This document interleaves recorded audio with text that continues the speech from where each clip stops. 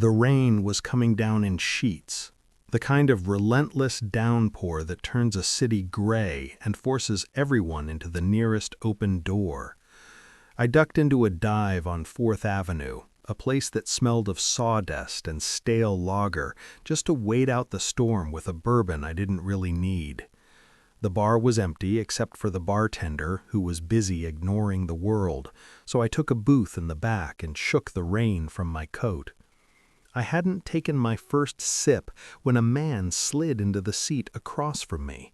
He wasn't imposing, maybe 60, wearing a beige windbreaker and wire-rimmed glasses that made him look like a retired actuary, but the air around us seemed to drop 10 degrees. He didn't say hello, he just signaled the bartender and ordered 2 Gibsons, asking for extra onions. A drink I hadn't touched or even mentioned to anyone since the night I left my fiancée at the altar in 1998. I sat there frozen as the bartender placed the glasses on the scarred wood between us. The stranger didn't look at me. He was focused on peeling a wet cocktail napkin from the table, smoothing it flat with a thumb marked by a bruised black nail. "Terrible weather," he said mildly, his voice like tires on a gravel driveway.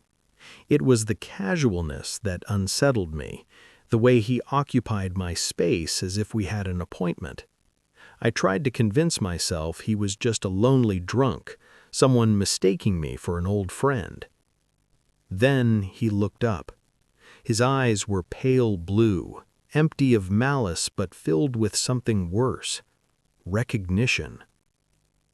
It's hard to keep the engine running when the alternator starts acting up, especially in a blue Pontiac on a Tuesday. I stopped breathing. My blue Pontiac had died on the highway 3 hours earlier. I hadn't told anyone. He took a sip of the Gibson and bit down on the pearl onion, the wet snap sounding far too loud in the quiet bar. Under the table, my hand gripped my knee until the denim stretched. My mind raced through explanations, mechanic, cop, coincidence, and rejected them all. "People think they can outrun their history," he said, swirling the drink. He reached into his windbreaker, and for a split second I braced for violence. Instead, he pulled out a roll of peppermint lifesavers, peeled one off, and slid the roll toward me. "Elena always hated the smell of bourbon on your breath," he whispered, using my dead sister's name as casually as if he were asking for the time. The name hollowed the air between us.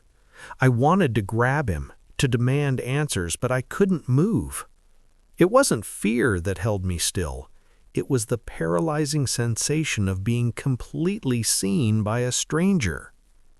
He checked his watch, a cheap digital Casio that beeped the hour, and wiped his mouth with the back of his hand. "Well," he sighed, like a man finishing a long shift, "I just wanted to see if you still had the scar."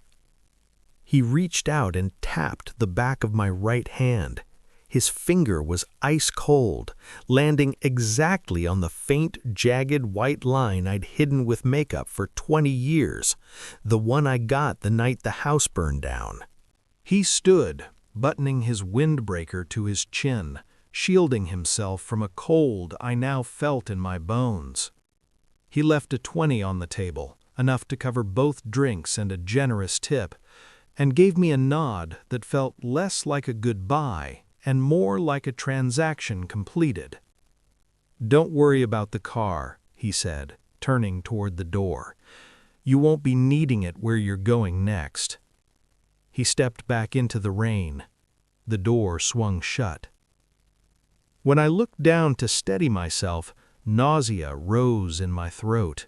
The glass he'd been drinking from was completely dry, dust rings circling the bottom, as if it hadn't held liquid in years.